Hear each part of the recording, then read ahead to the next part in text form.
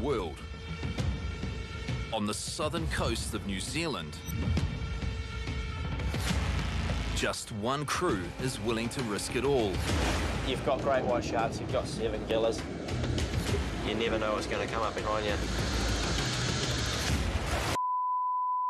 With a global industry worth almost $500 million a year, there's fortunes to be made, chasing one of the world's most sought-after delicacies. I probably just made $600 in about an hour and a half. The sea urchin. So that's why they call it spiky gold. For huge paydays, We just saved 13 hours. they're pushing the limits. Diving up to 150 feet on one breath. I have blacked out. It's one of the world's most dangerous professions. Mistakes can be deadly. You've got glass like big shark, eh? I'll go in there, pull his tail, I'll give you 20 bucks. But these divers are some of the best He's the best spear fisherman in New Zealand and I'm right on his tail. and hungriest Monster! in the world. We go hard. Got ever for 5 years. One boat, 2 teams. Hear to me? The race is on. It's good fun, man.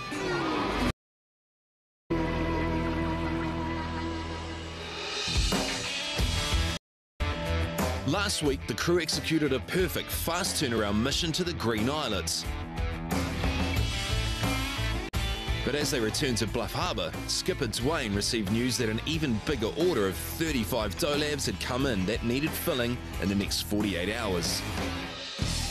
The markets and the demand is quite high, so if we stop-start with the markets, they stop-start with us too.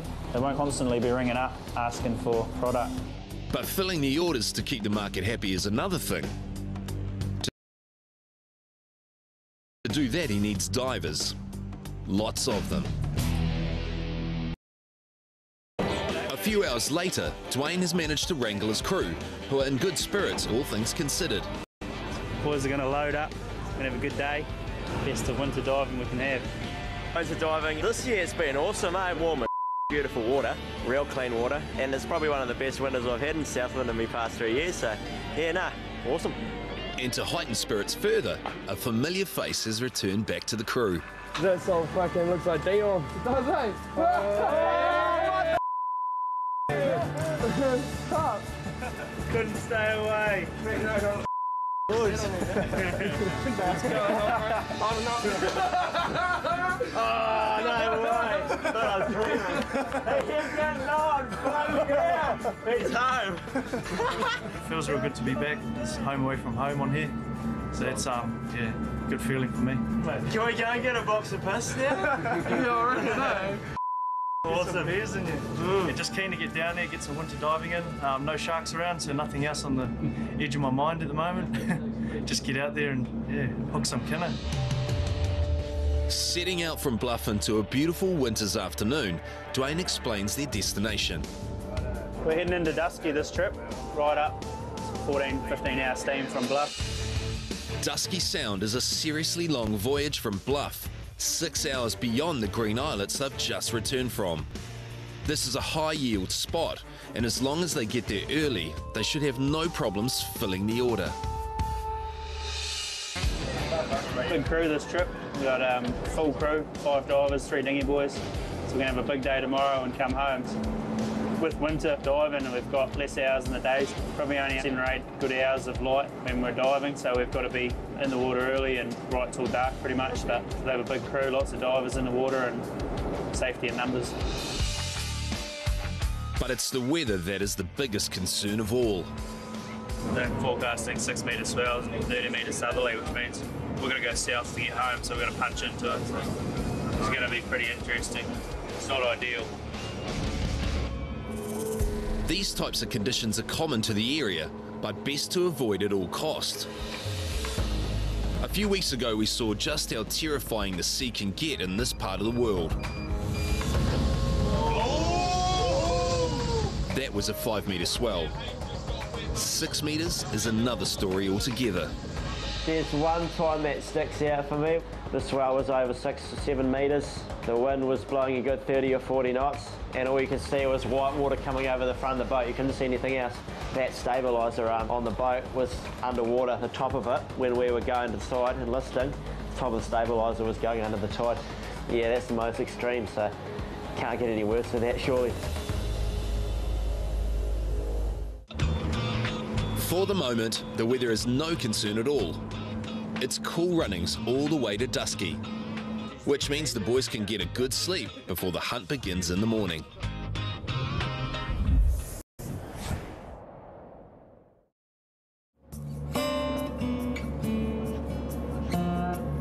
So we've finally made it to Fiordland, up into Dusky this morning.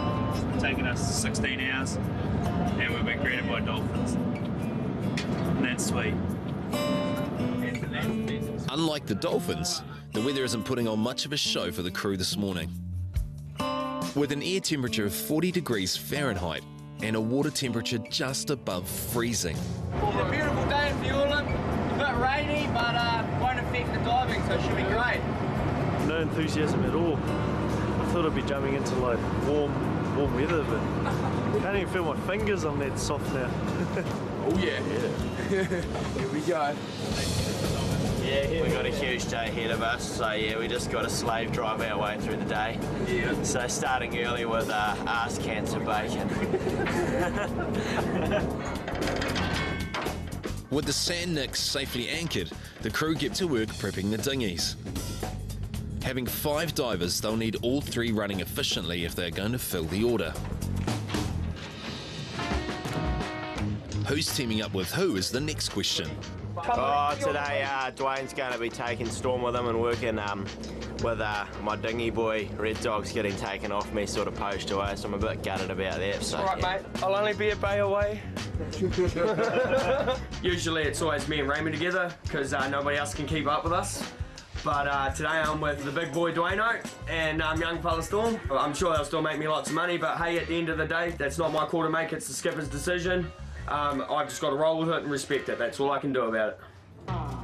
On top of Red Dog's partnership with Raymond breaking up, he's also decided to quit smoking. I've tried to quit smoking a few times. It's not the easiest thing in the world, but I do find it a lot easier when I'm at work. Cold turkey, didn't buy a vape, didn't bring any smokes, no.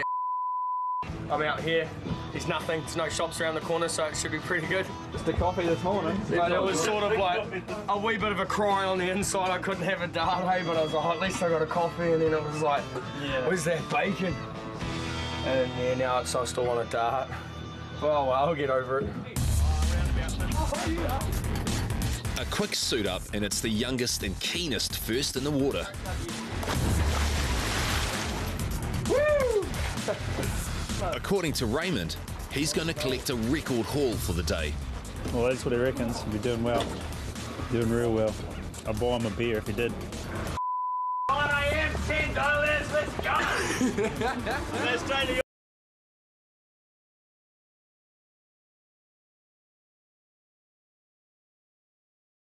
Best chance of winning the race, as he has a dinghy all to himself. See you later. Team 2 is divers Dion and Chops. Chops is celebrating his 30th birthday today and will be hoping for a good haul. But it's the captain's team that are having the slowest start. Not very exciting or appealing getting into our suit this time of year, but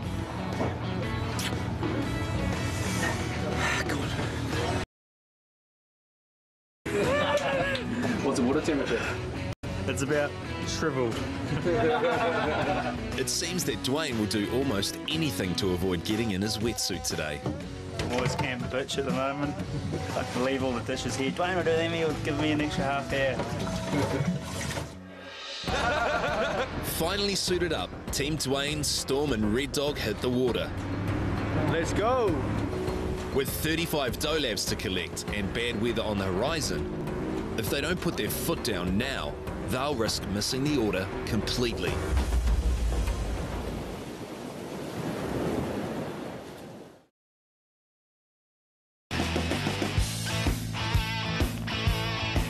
It's a freezing morning in Dusky Sound, Fiordland. The crew of the San Nicholas have a huge order to fill in just one day. before heading back to Bluff tonight. Raymond has shot out first with intentions of setting a new record for one day. But he hasn't teamed up with his usual dinghy boy, Red Dog. He has newbie Liam, who hasn't even finished eating breakfast yet.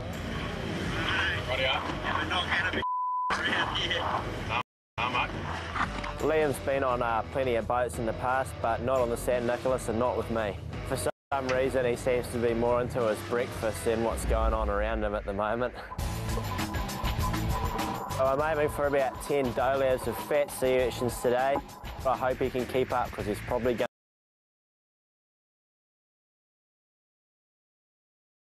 to... And pretty soon, Liam's dinghy boy skills are put to the test. With a hot meat pie lining his stomach, he gets stuck in, packing those urchins tight. Team Dwayne and Storm have made a late start due to Dwayne's procrastinating about the cold weather this morning. It is as cold as I expected.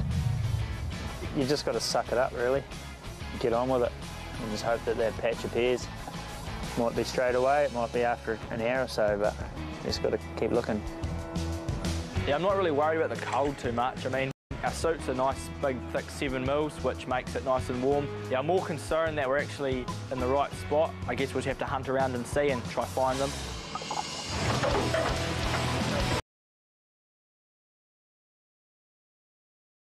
And here the chaos starts. Here's Dwayne now. Oh, Jesus. And he's not impressed with his pickings so far. Average. Average? Pretty average. But considering this is Dusky Sound, probably as good as it's going to get. Both size and colour of the roe are deciding factors in the final price paid. But as a dinghy boy, Red Dog's got much more to look out for than just the quality.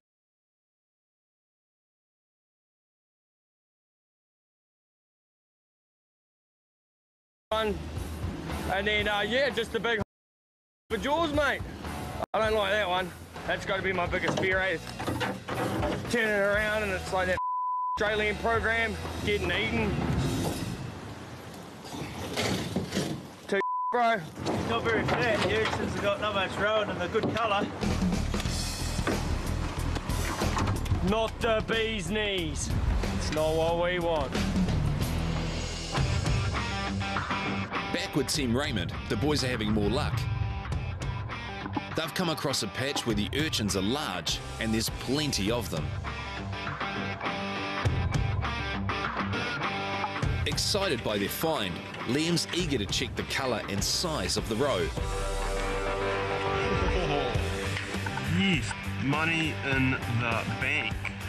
Look at the size of those, my bro. Just beautiful.